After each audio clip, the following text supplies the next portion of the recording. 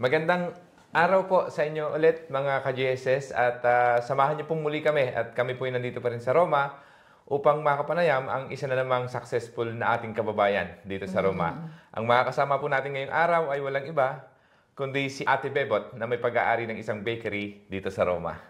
So, maraming salamat ma'am sa pagpapaunlak at sa panahon na pinagkaloob niyo sa amin. Alam ko pong sobrang busy at hindi rin madali pumunta rito kung saan kami nag-stay pero binagbigyan niyo po kami. So, gusto ko magkwento lang tayo, Ate Bebot. No? So, saan po kayo lumaki at anong klaseng pagkabata si Ate Bebot nung kayo nasa Pilipinas pa? I'm from Aklan, Batan Aklan. Opo. Isang maliit na munisipalidad sa province of Aklan. Doon ako lumaki. 7 kaming magkakapatid. Opo. And then, pagkatapos ko ng high school, my grandfather, dahil 7 kami, hindi kami mapag-aral lahat ng parents namin. So, kinuha ko ng lolo ko. Sabi niya, I will send you to school for college. Yeah. Sabi niya, pero on one condition, sabi niya kailangan na engineering ang kunin mo dahil wala pang engineer sa 40 ang apo ko. Okay. Sabi ng lolo ko noon. So, hindi engineering ang ano ko. Okay, So, ang nangyari ay sabi niya, doon ka sa auntie mo sa Capiz, para doon ka na tumira, hindi ka nang bayad ng boarding house. Okay? So, that was it. Okay. I was into engineering na hindi iyon ang... Siya nagpaaral sa inyo? Siya nagpaaral sa akin. Okay, that's good. So, nung kayo po ba'y nasa Pilipinas pa, anong klaseng buhay meron kayo? Kayo po ba'y masasabi nating negosyante na yung pamilya nyo? Or... Actually, yung pagluluto, lahat-lahat, I took it from my mom. Sa mama ko, dahil ang mama ko ay isang sikat na tagagawa ng mga kakanin sa bayan namin. Kaya, yun ang nagpalaki sa amin, actually. Okay. And then, nung magpunta ako ng Capiz, sa Rojas City, ang nangyari ay pinag-aral ako ng lolo ko nga sa Capiz. So, doon sa auntie ko, si Auntie Baby, siya ang nagmamayari siya ng restaurant din sa Rojas City. Kaya, parang na-expose na ako sa food business. Opo. Ganon. And then, pagka-graduate ko ng engineering ko, I was taken by the school where I graduated. Okay. Bali, nagturo na ako. So teacher kayo sa Pilipinas? O yung professor? I was professor in the College of Engineering. Okay. For 14 years. Bago kayo nakapag-Italy? Bago ako nakapag-Italy. Okay, so nung bata ho pa ba kayo, pinangarap nyo na po bang mag-abroad o hindi naman? No. Okay. So, gusto ko lang mangyari at how you end up here in Roma. It's a long story. Okay. So, nauna kasi yung husband ko dito. Okay. And my husband, nandito kasi yung sister niya, sister-in-law ko. Okay. So, kinuha ng sister-in-law ko yung husband ko, and then after a year, my sister-in-law took me, dinirehire ako, to join him. May 3 anak na kami. Okay. And I left my 3 kids in the Philippines with my mother. Okay. Medyo dahil isa kayong professor at maganda naman ang sweldo siguro sa pagiging professor, alam naman natin lahat yan. Bakit niyo po mas pinili na iwanan yung mga bata para sa, obviously mag-abroad nga, at iwanan yung mga bata sa Pilipinas? Anong yung biggest why niyo? I never dreamed to go abroad kasi gusto ko makita ko yung mga anak ko na lumaki. Na magkakasama kayo? Magkakasama kami. But destiny took me in Italy, kaya ayun, doon to cut the story short. Yeah. So, okay. So, nakarating na kayo dito sa Italy, fast forward. Ano yung first job na naging... Oh my God. Oo. Ito mo sa amin. Ano yun?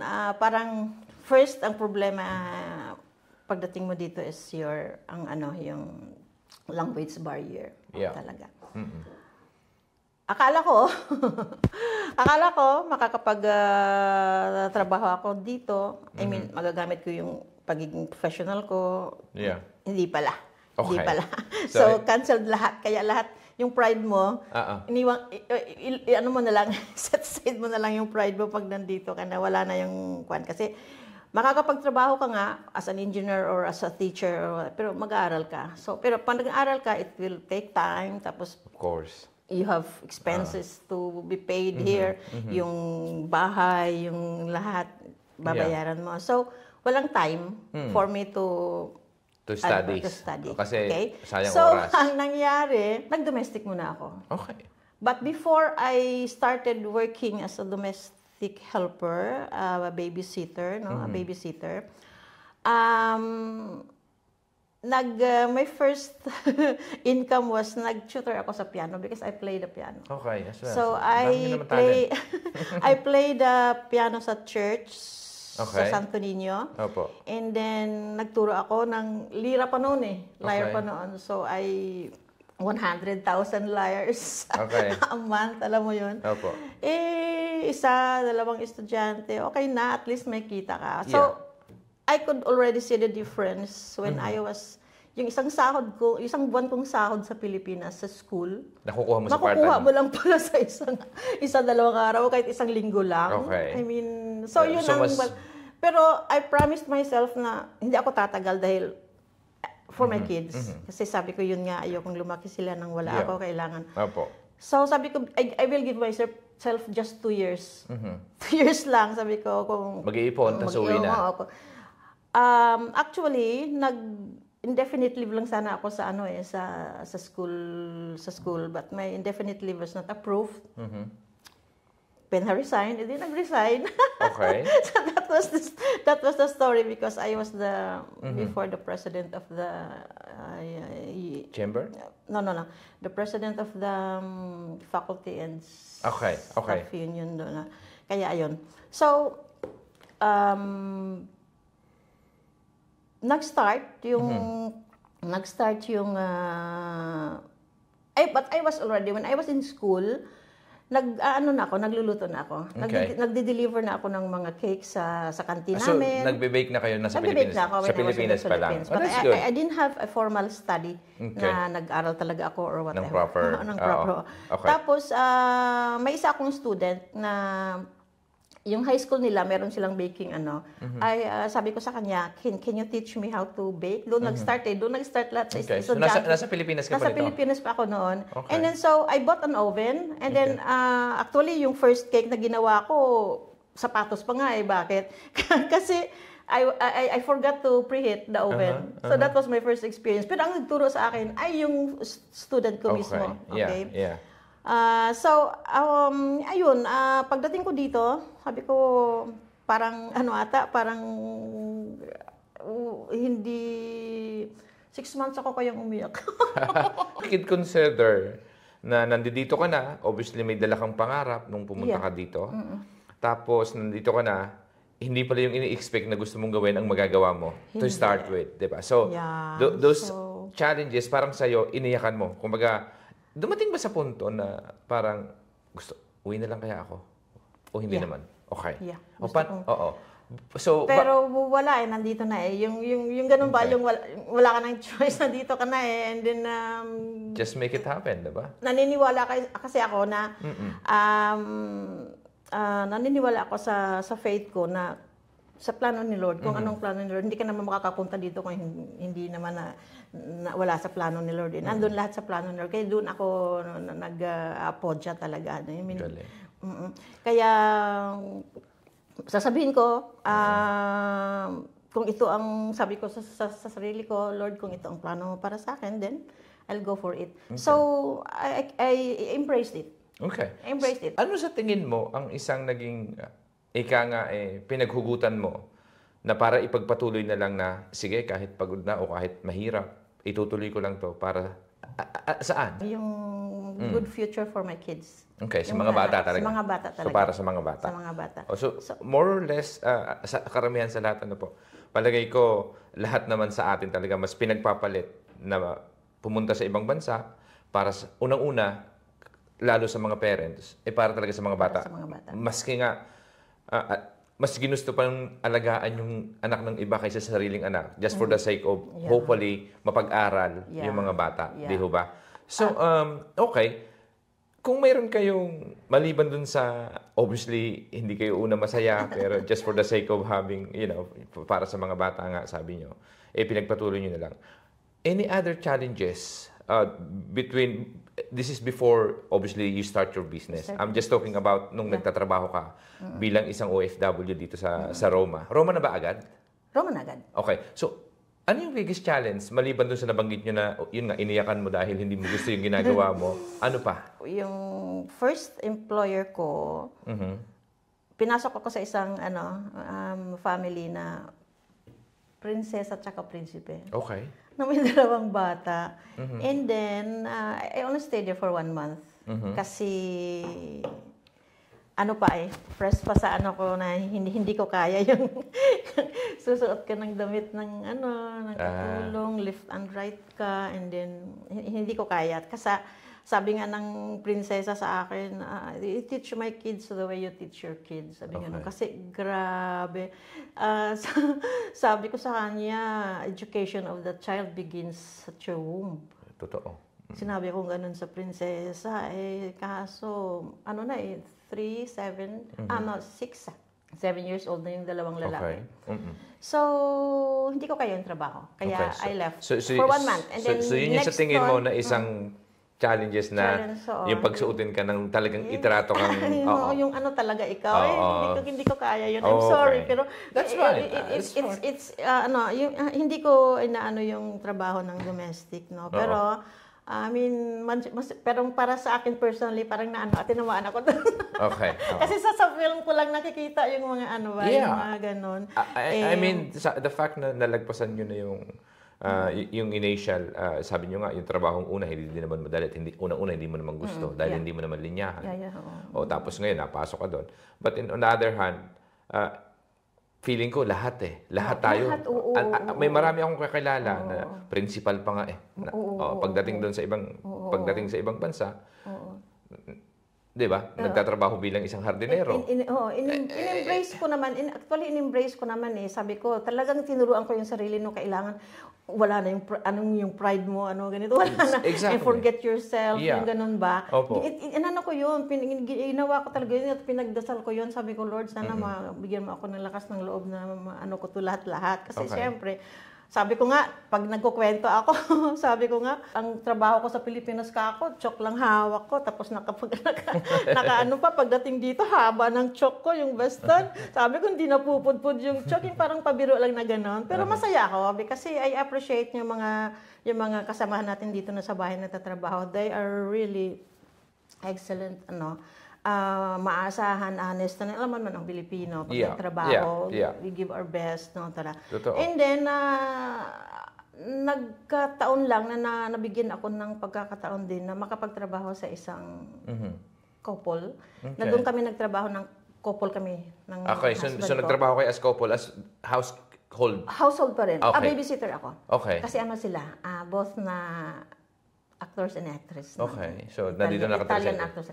Actually, yung babae is the leading lady of Arnold Schwarzenegger sa film na Collateral Damage. Okay. That's why I had a very nice experience with them. Okay. So, doon, nag-umpisa lahat yung ng business. Kasi yung employer kong lalaki, he was planning, he told me that we are going to put up, kasi alam niyang, nagki-cake na kasi ako sa weekend lang. Sa kanila? Doon binibenta mo na yun? Binibenta ko na. Nag-ano na ako sa may mga kliyente, may mga nag-umpisa na ako magpa-take ng order. Sa bahay lang ako nagagawa. Sa bahay lang. Yeah. So, na-appreciate ng employer ko yon. So, he said na magbukas tayo, akong bahala sa publicity, akong bahala sa ganito, ganon. Sabi to, 50-50 tayo. Sabi niya, sabi niya, ang sa manpower and everything, and sa product. Iyon ay medyo nagka-problema in the end dahil sa hindi natuloy yun. Pero actually they were very supportive, kaya sila yung pinaka the best employers na nagkaroon ako dito sa Roma, kasi hindi sila yung tipo ng mga alam na simple lang sila. So, ang gusto ko lang malaman, so they offer you na 50%. 50-50 sa initial capital. Tapos ano nangyari, pati wala akong initial capital na ibibigay. Siya lahat. So in other words, siya yung magpapan ng business, ikaw yung magpapatakbo. Ako papatakbo. Tapos yung ang sinasabi niya, pagka kumikita na 50-50 tayo sa kita. Oo, Yun yung ang ibig mong sabihin. Hindi kayo 50-50 sa initial investment, pero doon sa kitaan, 50-50 kayo pag... So natuloy ba yung shop na to? Hindi. Hindi, kasi una-unang binuksan ko na sila pang mag-asawang nagkat ng ribbon is grocery. Okay. Nag-open ako ng grocery, pero it stayed only for 10 months kasi may problema ako sa takbo dito, takbo doon. Hindi madali. That time he was planning to get my sister from the Philippines para yung sister ko na Siya lang na lang magpatakbo. ang mag-ano doon sa bahay, sa take care of the kid. Kakapalit mo. Kasi may anak silang lalaki. Oo, so ipapalit sa'yo. Ikaw din doon magpapatakbo ng groceries. Tapos ang magpapatakbo ng kuwan. Tapos yun nga, itatayo naming business. Okay. So sa madalang salita, instead of you putting up the bakery, which is yun yung gusto niyang suportahan ka, but then you end up putting grocery instead. Tama ba? Yeah, putting okay, grocery. Tapos nung yung grocery na yun is isa sa mga maling decision ko. Okay. With what happened in the past, marami akong maling decision na ginawa. That's fine. Oo, lahat naman tayo may pagkakamali. But at the end of the day, sabi nga nila sa business, ang importante nagsimula ka. Yeah. Ngayon, kung hindi para sa'yo, ramdam mo yon, isarado mo lang. Sarado kaya. O hanap mo rin iba. Yeah. Yun yung sinasabi nila. So, hanggang ngayon, eventually, tatama din yan. Diba? Ang malupit kasi yung iba, nangangarap lang, pero walang ginagawang action. Diba? So, the fact na nagsimula ka sa grocery at sa tingin mo, hindi sa akin to, close. Move on and then go to the next chapter. Yeah. Diba? So, kwentuhan mo ko ngayon. So, yung trabaho mo dun sa boss mo, na which is yun yung willing sa'yo mag-invest ng pera in terms of capital. Ano to, nagtuloy-tuloy ka pa magtrabaho sa kanila or actually that was year 2005. Okay. I opened the bakery 2007 pero wala na ako sa I was not with them already. But pero is still invested money for you o hindi na? Hindi kami nakapag-umpisa talaga. So hindi nangyari yon yung offer niya sa iyo. Hindi na-materialize. Yeah, hindi talaga na-materialize. Okay. So paano nagsimula na at in the end ikaw pa rin at pinagpatuloy mo na ikaw na lang yung nagtayo ng negosyo. Tama ba? Yeah. So, on your own, ikaw mag-isa. Pero wala na ako sa kanila na that time. So, nag-resign ka. Okay. Gusto ko na makita yung transition. Kasi ito yung isang napakalaking at napaka-importante. Yung iba, napakaraming trabaho na sinasabi nila kasi hindi ako makapag-umpisa kasi may trabaho ako. Me, myself, I was employed as an OFW. Diba? Unang trabaho ko, career, mas mahirap yun. Diba? So, but then, bago ako isang videographer, ako po kasi isang filmmaker ng wedding, so videographer sa wedding. So, yun po yung aking bread and butter. Bago ko po na itatag itong Global Success Stories. So, ang sa akin is that mahirap mag-umpisa at takot din ako mismo nung una. Pero sabi ko nga, dapat pala, noon pa sinimulan na as long as alam mo yung gagawin. The problem kasi is that kung hindi alam yung how to start, yun yung isang excuses ko din. Hindi ko alam paano magsimula Tapos natatakot ako kasi nga baka wala talagang mag-book. Wala na akong, hindi ko sigurado kung kikita o hindi. Pero ikaw, in your case, gusto ko lang ikwento mo na, okay, nagtrabaho ako dito ng for how many years, di ba? Tapos inoperan ka na ng sila yung magkakapital sa'yo, pero at the end of the day, hindi nag-materialize. So, gusto ko makita, ano nangyari? At you make the decision na, sige, mag-negosyo na ako. Hindi naman kasi ganun yun. So, obviously, you have plans and probably you have the money to invest kasi hindi biro magtayo ng negosyo sa ibang lugar. So, gusto ko lang ikwento nyo sa amin na, Tibebot, kung paano nagsimula lahat. Kasi when I was working with them, yung pag-stay-in ka, meron pang 2 hours na rest. Okay. May tawag dito riposo. Okay. Na from Siesta in the afternoon? From 2 o'clock in the afternoon. From 2 o'clock to 4 o'clock or 1 o'clock to 3 o'clock, ganun. O 3 o'clock to 5 o'clock, it's your choice. Okay. No? So, ang nangyari, dahil kami ay hawak namin ng oras namin, dahil kami ang nagde-decide kung kasi bata lang hawak namin. But we take care of the house, we clean, I cook for them. Kasi talaga all around yan, di ba? Pagka-couple ka. Tapos si Kuya ba sa ang ginawa ko kasi, nag-aral ako. Sa 2 hours ko na... Yun. Napakaganda nun. So, is that every day 2 hours meron kang break? Instead of you having a nap? Having a nap. Just keep nag-aral studying. ako ng rec. Okay. Yung rec, yun ay kurso. I took it for more than 4 months. Okay.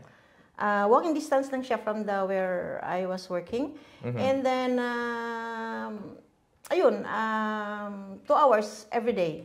Okay. So how long it took you to finish the course? More than 4 months. O, tapos itong course na to is para saan? Yun, ang course na yan ay pwede kang mag-open ng, yan ang lisensya mo. Pwede kang mag-open ng restaurant, pwede kang mag-open ng alimentary, pwede kang mag-open ng lahat.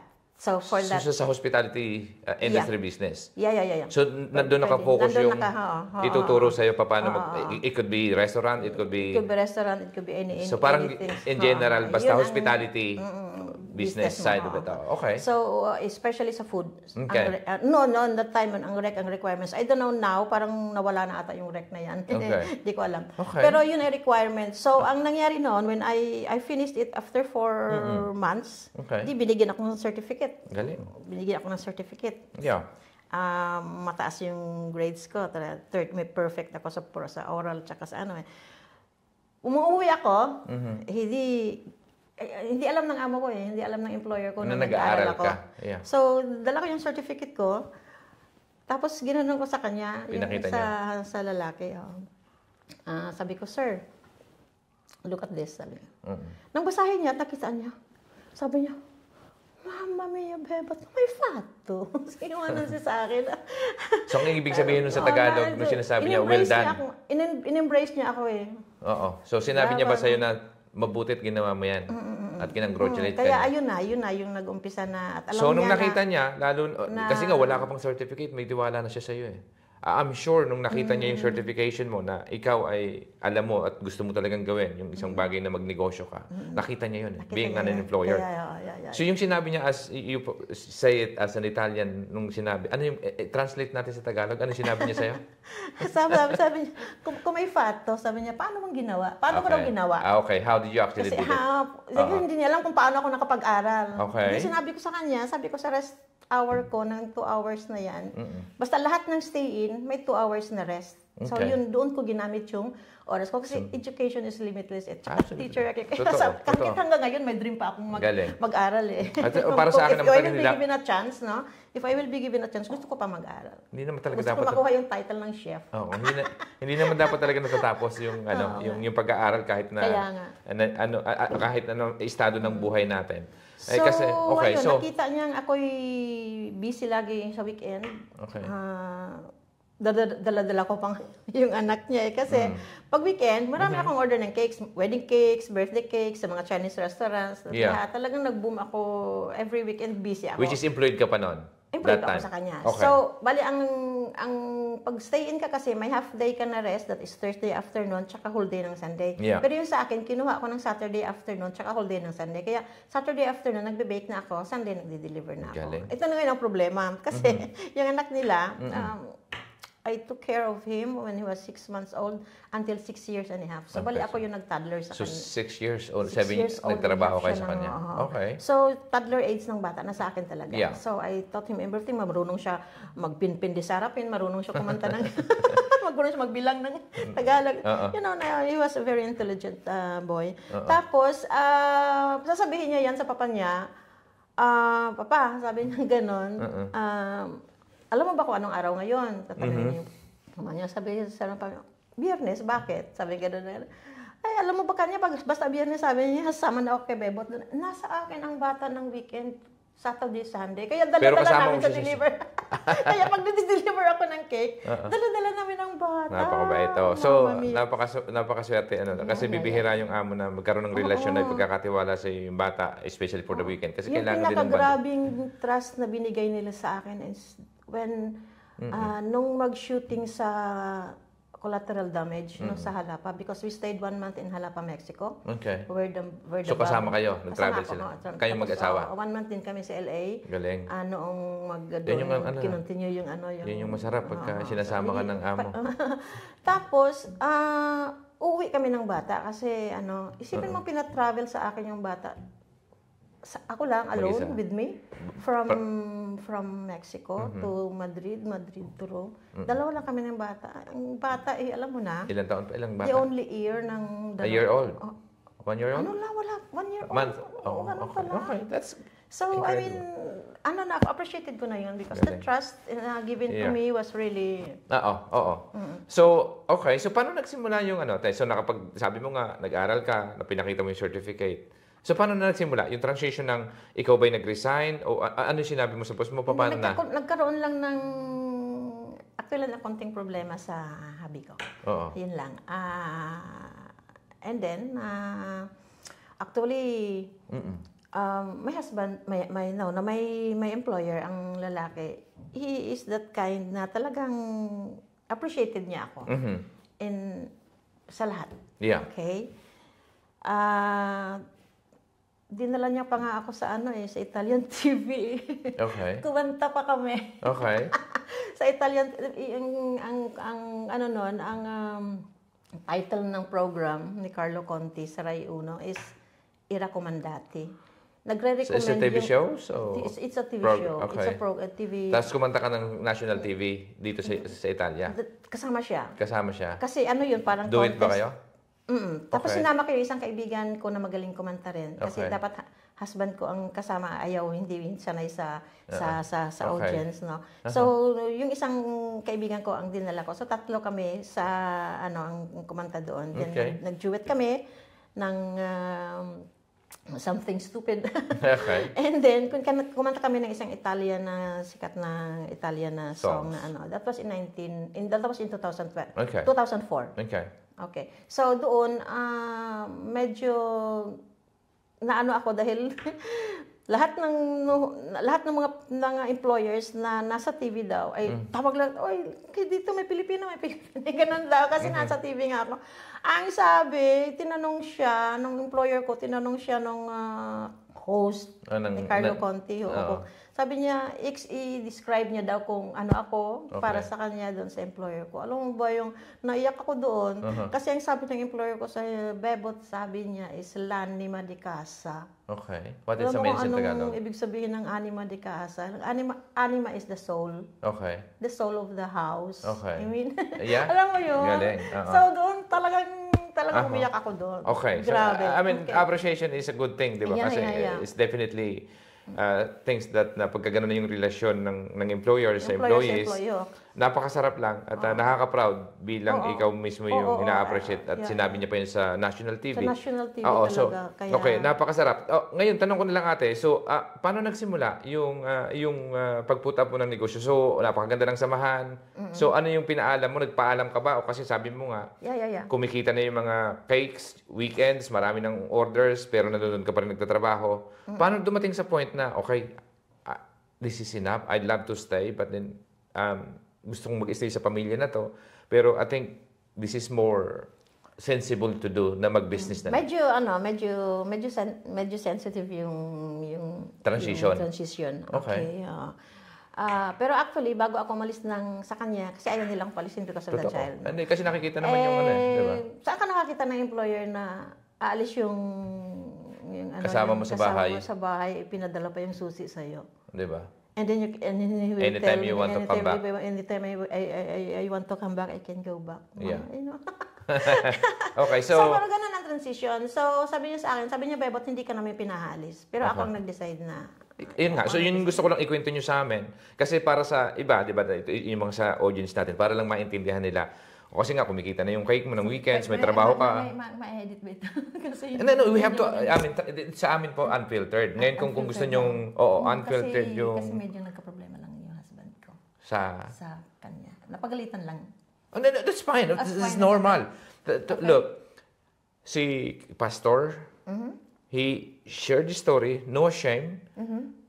Bago siya naging pastor, yung tindahan na napunta sa kanila bagsakan ng kung ano-anong masasamang gawain. Yeah.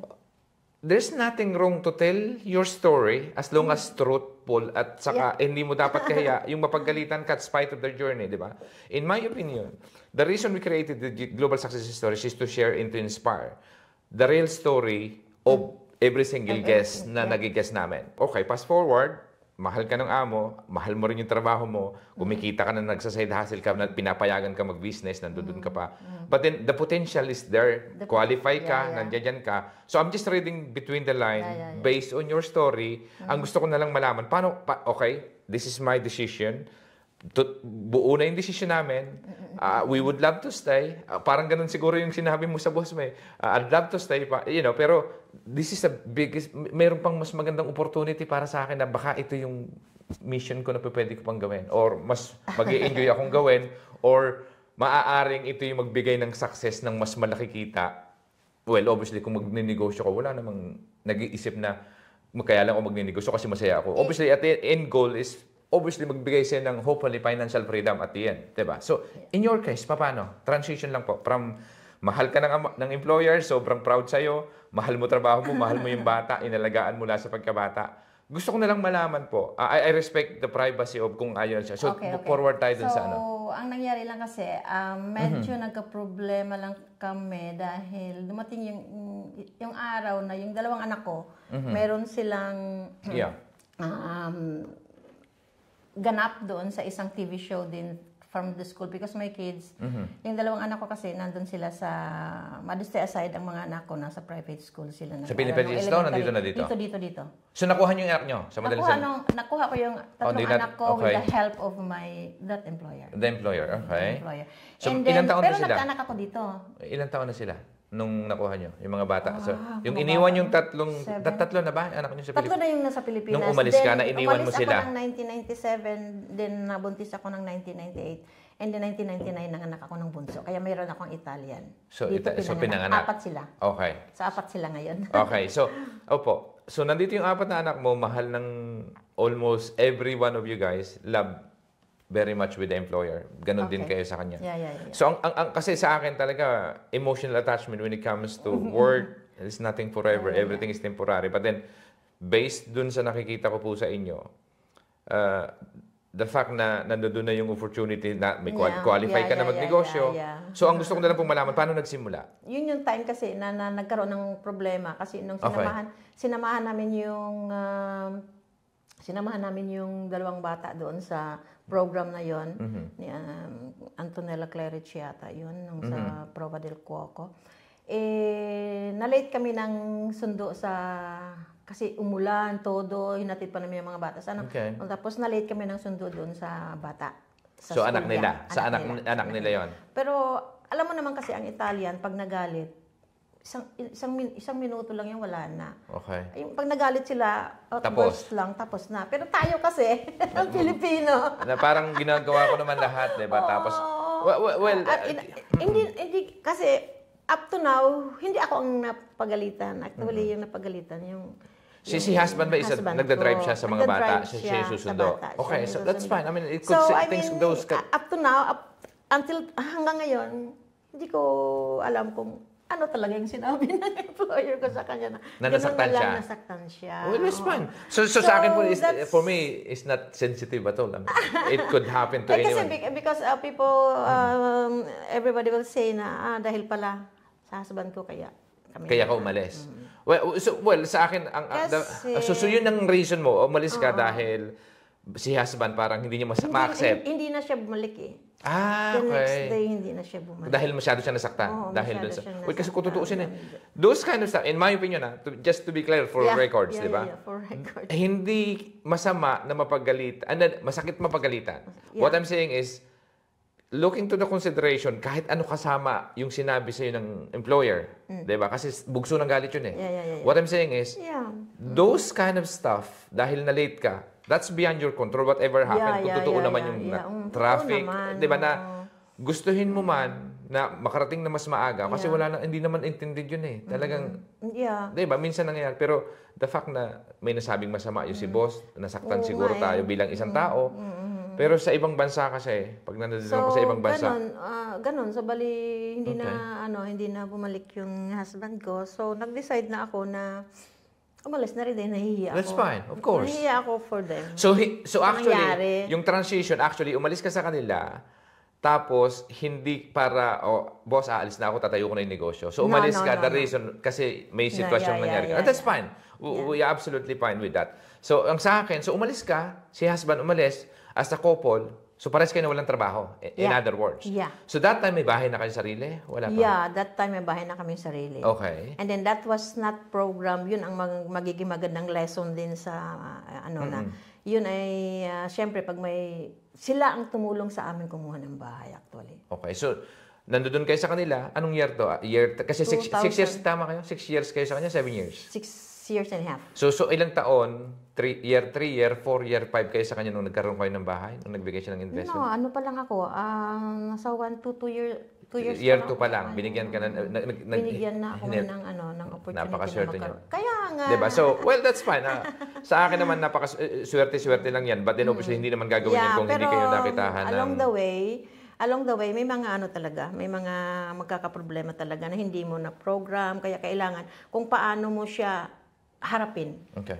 Na, so, paano na ang gagawin? 4 ang anak mo. Tapos, may bahay kang binabayaran. Gas, kuryente, tubig, pagkain, and everything. Okay. So, would you consider that?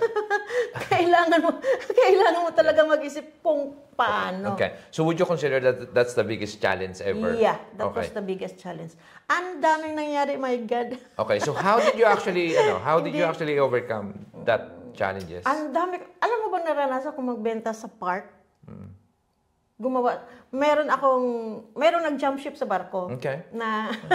Na Filipino. A baker.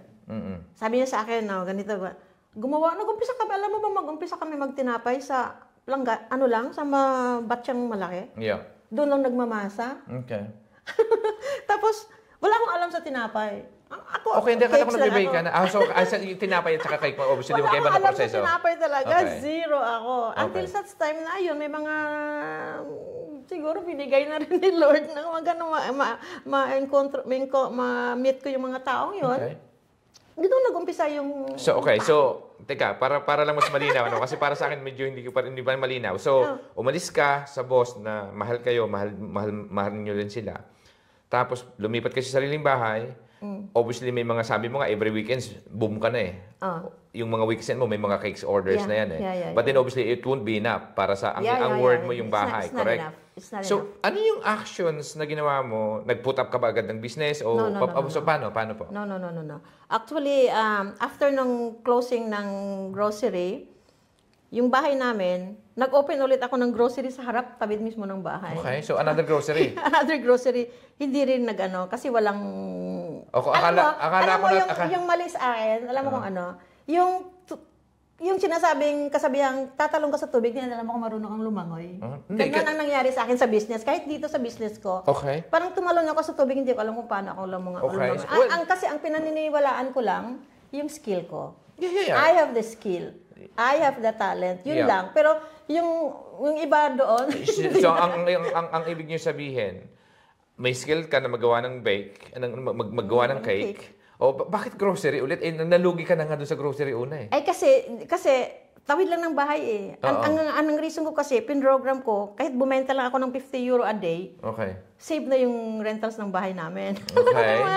Yung mga ganong pero... Well, the thing is with groceries kasi, if you're thinking about gross sales ng 50, 10% lang yun doon eh. O 20, malaki na yung, sabi nga sa grocery, ay swerte ka na mag-50 margin. Yeah. Malaki na yon, di ba? So in other words, kung 50 yung benta sa isang araw, 25 lang yung profit, di ba? So kasi may costing yung nabenta mo. But what I'm saying is, kasi the fact na may certificate ka na, pwede ka magtayo restaurant, pwede ka magtayo ng bakery, noon pa, bumalik ka ulit sa grocery. Which is, it doesn't make sense in my opinion. Diba? Pero bakit? Bakit grocery ulit? Hindi kasi...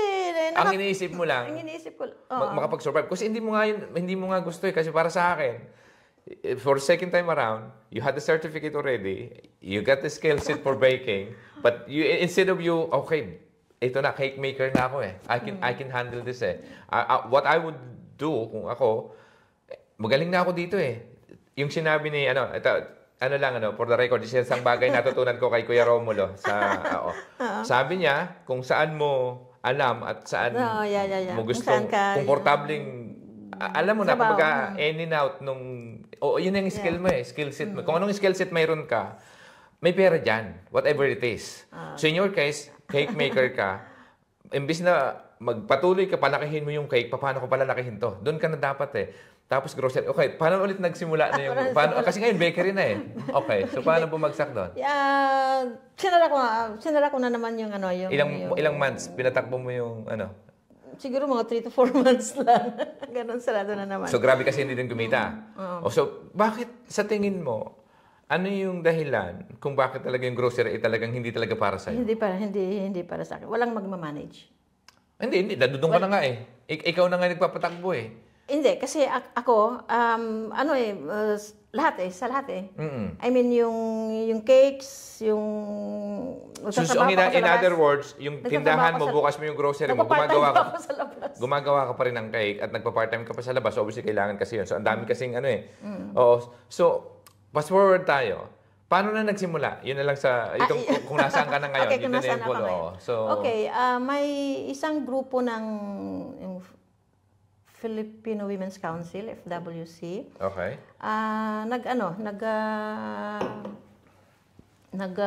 Sama-sama kami lahat dito. Sabi nila, nakikita kasi nila yung gawa mo. Yung gawa ko. Okay. Yung skill ko. Bepot, ganito. Sila yung nagpupush sa akin na sabi ko, I don't have the money. Okay. Sabi ko gano'n, wala akong kapital. Okay. I don't have the money. Okay, so gano'n, yun, nag-invest sila.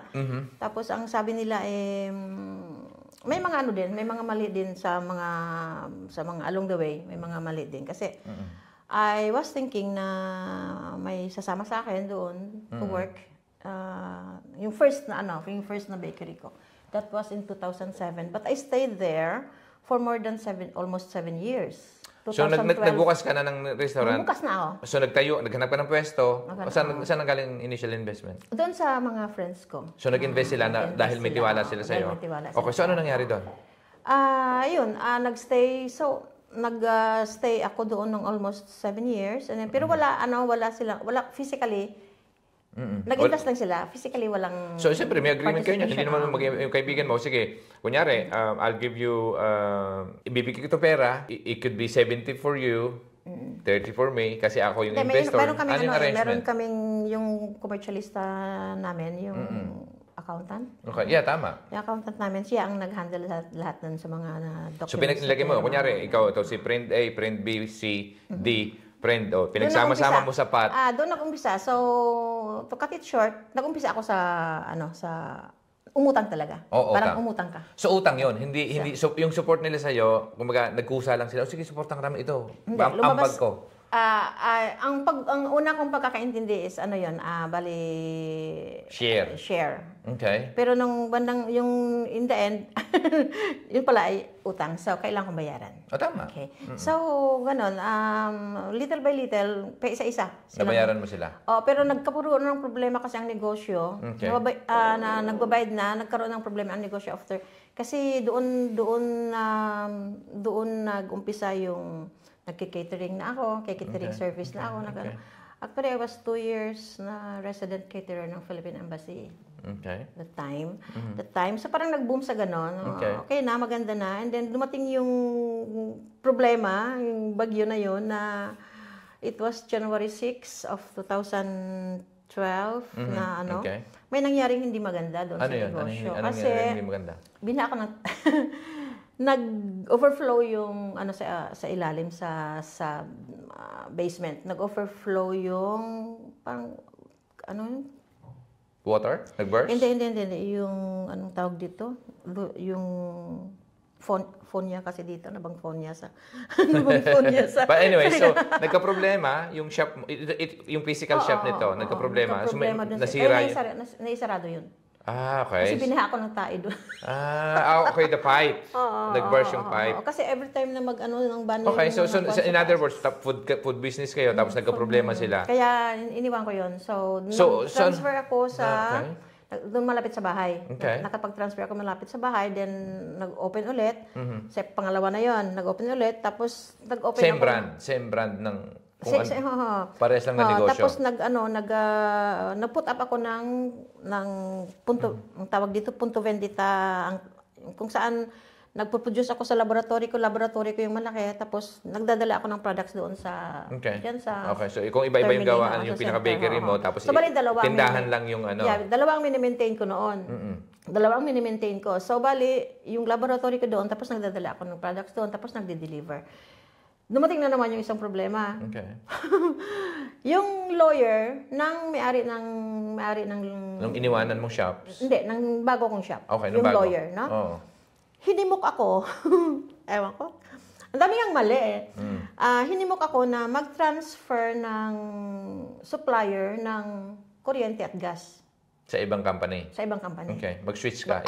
Mag-switch. Kasi, Okay. open-close,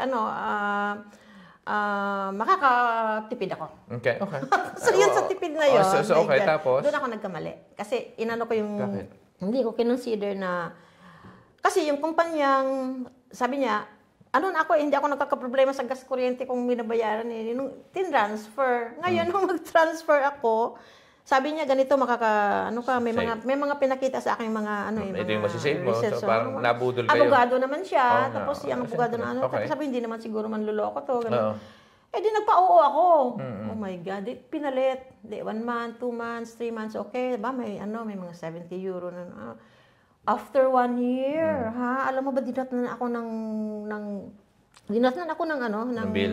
bills na mahigit Nung previous company o nung current company? Nung current company. Kung gusto ka nag-switch? Oo, kung saan ako nag-switch. So parang nga nangyari, mahigit 3,000 euro. So parang ang ibig ko sabihin, nung una, kunyari tipid, tapos bandang huli. Tapos bandang huli, oo. Tapos ang ginawa ko, sabi ko, ano to? Tinignan ko yung mga resibo. Aba, may mga ako na mga 7,000 kilowatts, 5,000. Ano to? Hindi naman ito malaking na magkakonsume ako ng ganito. Tapos ang ginawa ko, nagpunta ako sa yung Federal Consumatory, yung mga nirereklamuhan na may isang office na parang ombudsman or whatever. Nagreklamo ako doon, dinala ko sa abogado. Dinala ko pati yung mga papel. Alam mo, sabi ng abogadong babae sa akin, si Alicia. Ginanyan ako, expression ng Italian to yung mga ganun. Sabi niya, bebot, sa mag-question sa ladri. Ginanon ako. Ang ibig sabihin nun, sabi, bebot, mga magnanakaw ang ito. Yung mga ganun ba? Scammer. Scammer, magnanakaw. Oh my God, sabi ko, parang kung binuhusan ng malamig So, yung 3,000 na yun, binayaran nyo? Hindi na? Ganito ang sinabi ko sa kanya.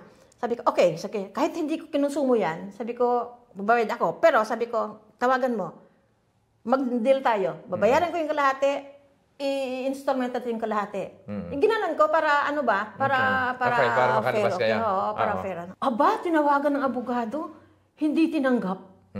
Hindi tinanggap, hindi daw pwede kailang bayan ka. Nagalit ako. Yung nagmura ka sa Italiano ba? Sabi kong gano'n. Hindi po pwede. Oo, sabi. Hayaan mo.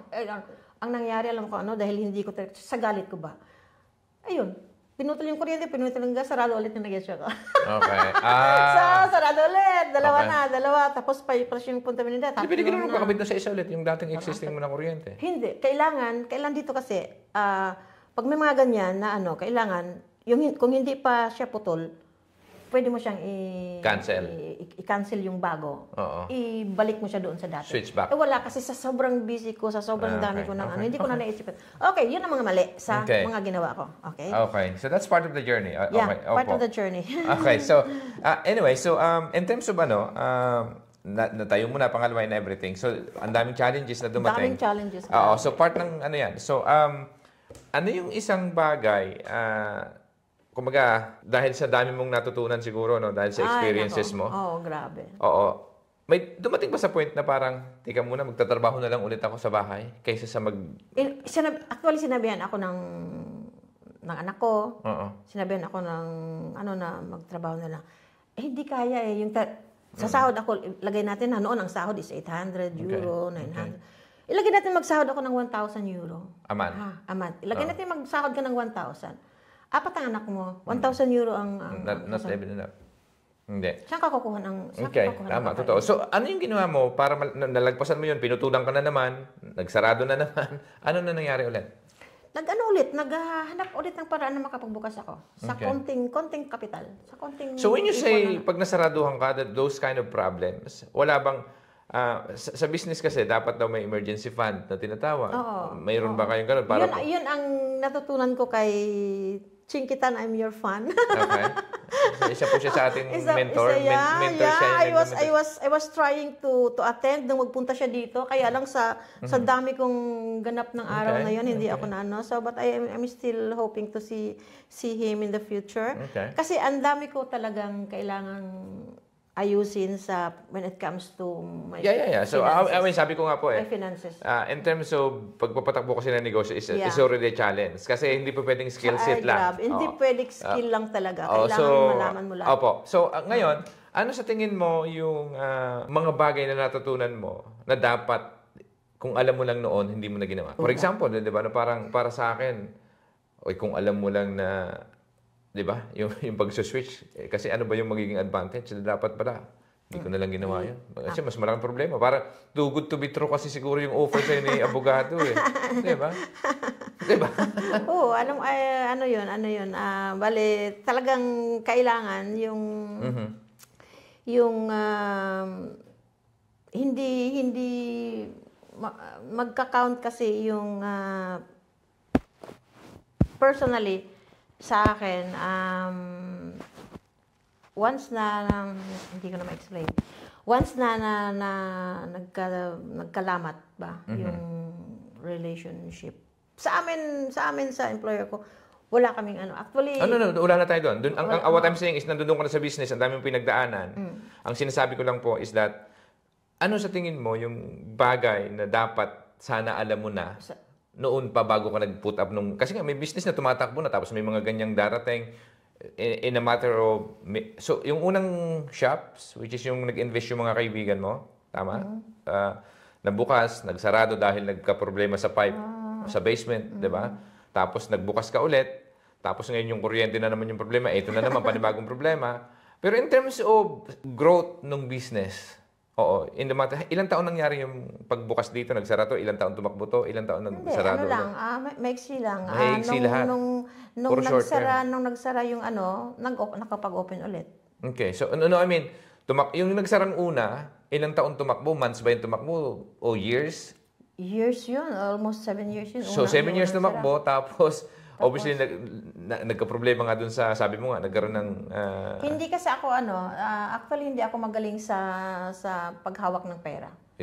Yun ang pinaka... So are you saying na maraming maganda yung pasok ng pera, pero hindi mo alam kung saan napupunta? At the end of the day, parang may butas. Tapos kasi yung finances...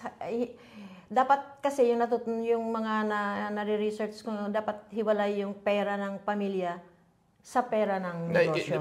Exactly. So, in my opinion, ang sinasabi daw, sabi daw nila, sa business, so kailangan mo talaga sweldohan yung sa'yo.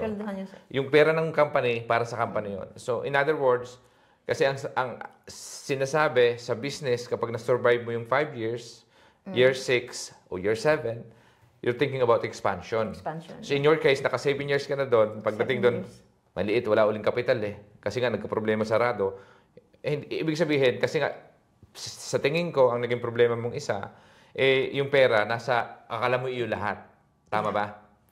Hindi mo kinonsider yung para sa business. So, akin lahat yung kinikita ko kasi ako naman may-ari nito eh. Hindi kasi pwedeng ganun daw eh. Diba? So, kaya yun ang mga... So, ngayon, na successful na, ilan na ba yung branch mo ngayon? Hindi, isa pa rin. Isa pa rin. So, after nung matapos yung kuryente... Nag-hope ng second... Okay, so malapit na. All in all, overall, ilan na yung taon tumatakbo yung business mo ngayon? 2007, almost hanggang... So, parang... Pero siya naputol nung... 18 years? Pero naputol-putol. Hindi siya tuloy-tuloy. Bakit? Siyempre, bukas, sara. Actually, itong last kailan, ito yung pinakalas ngayon, kailan huli nagbukas? 2020. So, 5 years ago? 5 years ago. Ang saya nga eh. Okay. 2020, no? Mag-open kami ng March. Open kami ng March. Nag-lockdown. Okay. So ngayon... Sarado na naman kami ng... Another challenge. That's part of the... walang umaasa na. So ngayon, after 5 years, nasaan na ngayon yung business? After 2020, yung panibago. Ito na yung hanggang 2020. Ngayon. So from 2020 hanggang ngayon, ito yung shop mo. Yung business na yan, okay na siya. So ngayon, okay na siya. Masasabi mo ba na yung negosyo mo ngayon, you consider this a success already? I can consider it a success already kasi actually, ikaw lang ang magsasabi ng ikaw lang ang manghihinayang sa demand. Okay. Okay. So pag-usapan natin, you consider success, sabi nga nabibigay na yung gusto mong gawin, nabibigay na, wala ka nang inaalala sa mga bills, hindi na problema yan. So in other words, kapag nandoon na yung business, sa akin kasi 5 years, in your case, pag pinagsama-sama mo, 18 years na eh. Diba? So, for me... Pero alam mo, yung negosyo na kung saan nag-i-assist yung business mo, tapos may pamilya ka, and it's not a joke kasi yung iba nga nahihirapan, isa lang ang anak ako, 4. Kaya sabi ko sa mga anak ko, okay, sasakripisyo ako and everything. Isa lang hihingin ko sa inyo. Sabi ko sa mga anak ko, diploma. Okay. Kaya awa ng Diyos. So napag-aral mo sila dahil sa negosyo mo? Dahil sa negosyo, dahil sa ano pa? Ano pa yung achievement ng nabinigay sa iyo ng paggawa ng kayo? Bahay, nabayaran yung bahay mo dahil dito? So obviously, di ba? Alam mo bang nangyari doon sa bahay na tinulong ng yung kasama yun sa mga nightmares ko dahil nailit ng bangko. Okay, nailit ng bangko kasi hindi na mabayaran dahil hindi nabayaran dahil nagka-problema so, ngayon, wala na kaming pagkukunan noon eh. Okay, so 18 years later na nagsimula ka ng bakery business o cake maker, may ano yung achievement na apart from napag-aral yung mga bata sa magandang eskwelahan? Ano pa yung na-achieve ni Ate Bebot? Ang dami kong scholars. Ang dami kong scholars. Okay. Yung mga pamangkin ko na pinag-aaral ko, gano'n. Okay. Sa Pilipinas. At least nakakapagbayad ng mga utang. Paunti-unti. Yung bahay, nagkabahay ka ba? Dahil dito, hindi na? Hindi na. Kasi sabi ko sa hanggang ngayon nagre-rent ka na? Hanggang ngayon nagre-rent. Pero yung eldest son ko, nagkaroon na? Magkakaroon na siya ng bahay. Okay. Tapos, pero yung tinitirhan namin ngayon, nasa likod lang ng bakery namin, very accessible siya. So, yun ay binibenta din sa amin. So, baka sakaling makuha ng anak ko, hindi na ako kasi successor na yan sila eh. 63, okay. I'm already 63, hindi na pwedeng kumuha ka pa ng sila na lang. Ng mortgage. Okay. So ngayon, ikaw, ano yung plano mo in the next 5 years time dito sa cake making mo? May successor na ba? May mga batang isa sa mga anak mo interesado? Yung yung pangatlong anak ko nasa Switzerland. She is a sous chef. Kasi dito rin nag-aral sa Italia. Pero doon siya nakatira sa Switzerland, yung isang anak ko. Yung eldest son ko naman, siya ang mahilig mag-bake? Mahilig mag-bake at magaling mag-design. Okay. Magaling mag-design ng cakes. Yung pangalawa ko, siya yung may-ari ng negosyo. Actually, nasa kanya yung pangalan ng negosyo, hindi sa akin. Ng bakery. Business na to. Kasi meron ditong law na below 30 noon, below 30 ka, less ang babayaran mo sa tax. Okay. So, sa isa kanya ko pinangalan yan. Galing. Okay. Then, yung bunso ko, she is also an artist. Bali, nagtatrabaho na siya. She was... Ang isa pa lang, gusto kong i-share sa mga kababayan natin na nang mag-decide akong i-petition ang mga bata, you know what? Somebody said to me na wag mong papuntahin dito ang mga anak mo, magiging bobo lang. Yung ganun ba? Okay. Sabi ko, my God, bakit magiging bobo ang mga anak mo kung nasa tabi lang ang magulang, di ba? And I am a teacher. Okay. Paano magiging bobo ang mga anak ko? Yeah. Parang yun ang naging challenge, first na challenge na nangyari sa akin. Pag nakakarinig, sa akin kasi, people criticize you, di ba? Or people might say something about things. Pero for me, wala tayong dapat pakialam dun eh. Di ba? So, bakit parang sa'yo apektado ka dun? Kasi sabi ko, parang yung sinabi niya na magiging bobo lang daw ang mga bata pag pinapunta dito.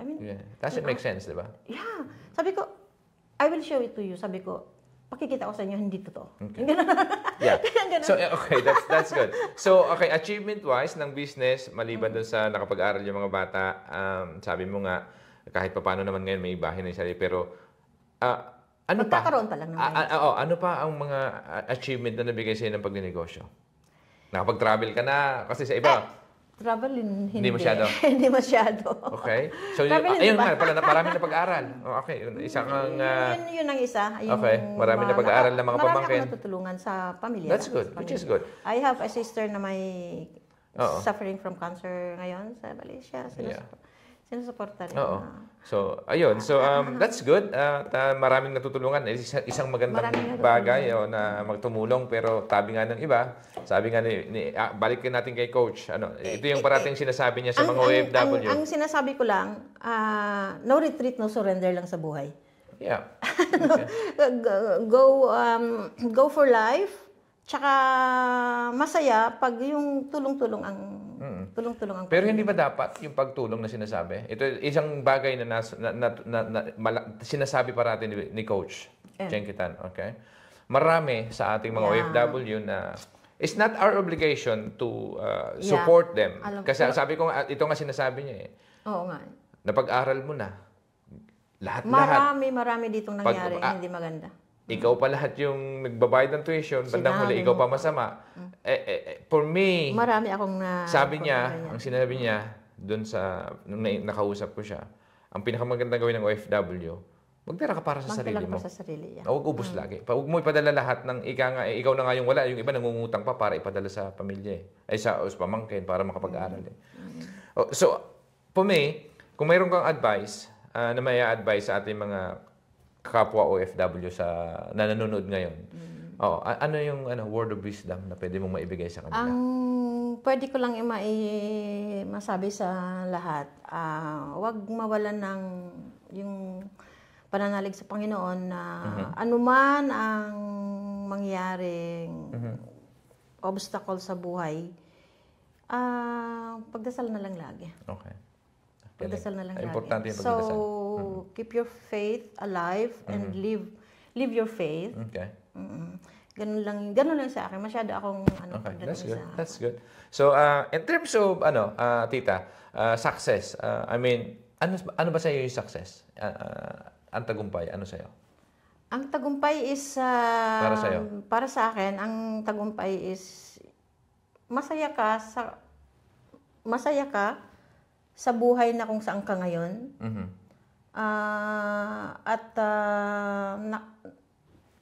Nakakatulong ka at nagiging instrumento ka, nagiging inspirasyon ka. Kasi marami din akong nabigyan ng inspirasyon for example, I have my former student na ngayon nagki-cake na rin. So, I mean, yung nakakapagbigay ka ng inspirasyon, success na para sa iyo yun. Yung you set a good example. Okay. Always set a good example and always keep your feet on the ground. Galing. So, okay. So, kung mayroong tatlong advice, bonus na lang to sa mga OFW apart from overseas, napakaganda na sinabi nyo, na magdasal lagi at importante yon. Kung mayroon kang gusto pang iparating sa mga kababayan natin, tatlong advice lang. For example, may mga dito, I mean, obviously, yung pagbe-bake ng cake, ang daming halos napakadami nating ang iba lang natatakot talaga for some reason. Ikaw, ano yung pwede mong ibigay sa kanilang advice para makapagsimula sila? Kasi nga nakikita ko sa iyo nandun na yung skill set mo eh. Tapos ngayon, ang parang for some reason instead of you use that skills, yung skills na mayroon ka, mas pinipili, nagkamali ng 2 beses sa grocery.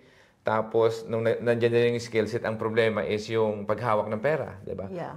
So, sa akin, lesson sa'yo yun eh. Lesson. Ano yung i-advise mo kung meron kang advice? Kasi, bago mo sagutin yan, gusto kong kausapin kung meron kang batang version ni Bebot. Anong gusto mong sabihin sa kanya? Kasi, sabi mo nga, admitted mo na maraming pagkakamali. Di ba?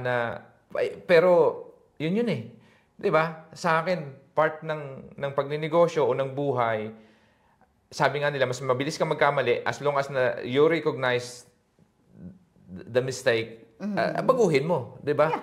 So, ikaw, kung makakausap mo si Ate Bebot na bata, anong sasabihin mo sa kanya? Ako, as Bebot na as me now, I learned my lesson. Okay. So, anong sasabihin mo sa batang version? Ang sasabihin ko na lang sa batang Bebot, na parang hindi niya napagdaanan yung pinagdaanan ng dating yung Bebot ngayon. Ganon, hindi siya dapat, bago mag-decide, kailangan mag-isip muna. Okay. Pag-isipan muna. Pag-aralan muna, ng maraming, hindi lang isa kundi maraming beses. Pag-isipan muna ang gagawin and heed advice from the experts. No? Humingi ng advice sa mga experts at yun.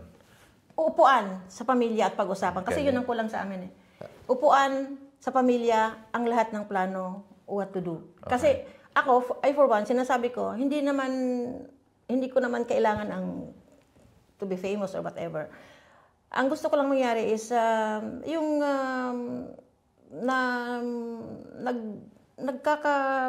Kasi number one sa akin ang pamilya eh. Okay. So, are you saying na parang sinasabi mo kay batang version ni Bebot na kung may pagkakataon kung babalik ka doon sa... Oo. So, parang sinasabi mo sa kanya, sana Bebot, nag-trust ka doon sa mga taong pwedeng mag-guide ka sana ng nung bago ko nung nag-uumpisa ka pa lang. So, ngayon ba, speaking of that, isa yon, number one yon, magdasal, tsaka dapat kinonsider mo ba na dapat nag-mentor ka na lang nung mas maaga sa business kasi nandiyan yung skills eh. Ito lang para sa kaalaman ng lahat. Naniniwala ako na minsan hindi sapat yung skill set lang pag hindi mo talaga alam ng negosyo. So, I would suggest na hangga't maaari mas maganda magkaroon kayo ng mentor. Oo, tama. So, yun. So, pangalawa, so, siguro tama, agree, na dapat, agree talaga. na dapat nag-mentor. Kailangan mo si Chinkitana. Nag-mentor kayo nung mas maaga pa. Oo, so, tapos, magdasal. Ano pa yung isa? Last one. Para sa tatlong advice. So, dapat nag-mentor, tapos pangalawa magdasal at manalig sa kanya. Ano pa isa? Last. Bali yung last sigurong masasabi ko is sinabi ko ng keep your feet on the ground. Maging humble ka lang. Okay, that's good. Napakagaling nun. Humble, oo. Importante yun, oo. Huwag masyado lumaki ulo. Huwag masyado lumaki ulo. Okay. Pagkakataon mo para i-promote yung business mo, kung saan ka mahahanap yung bakery mo and everything. Thank you po for this opportunity na naging bisita ako dito. Ang masasabi ko lang is follow our page, Bebots Roma. Matatagpuan po sa Via Casilina 1559. Kami po ay nagsusupply ng lahat ng cakes and pastries at mga tinapay na Pinoy breads. And yun lang. Sila pupunta sa Roma, mga turista, di ba? So, so, saan kayo mahanap? May number, WhatsApp number? Medyo outskirt kami ng Rome. Pero lahat ng products namin, we have almost 20 grocery stores na sinusupplyan namin ng products namin and restaurants. Kaya you can find them in all these punto vendita namin, yung where you can find our products. Okay, galing. May WhatsApp number? 328-271-6372 po ang number ng Bebots. So, ayan mga kababayan at maraming salamat pong muli at sa panahon na pinaglulob at sa pagsubaybay sa aming programa. Sana po ay nakapulot kayo ng aral. At kung kayo po ay na-inspire sa panibago na namang success stories natin dito sa Roma pa rin tayo, please subscribe and share this channel. And sana po ay mas marami pa tayong ma-inspire na Pilipino. At salamat po hanggang sa muli. Thank you po.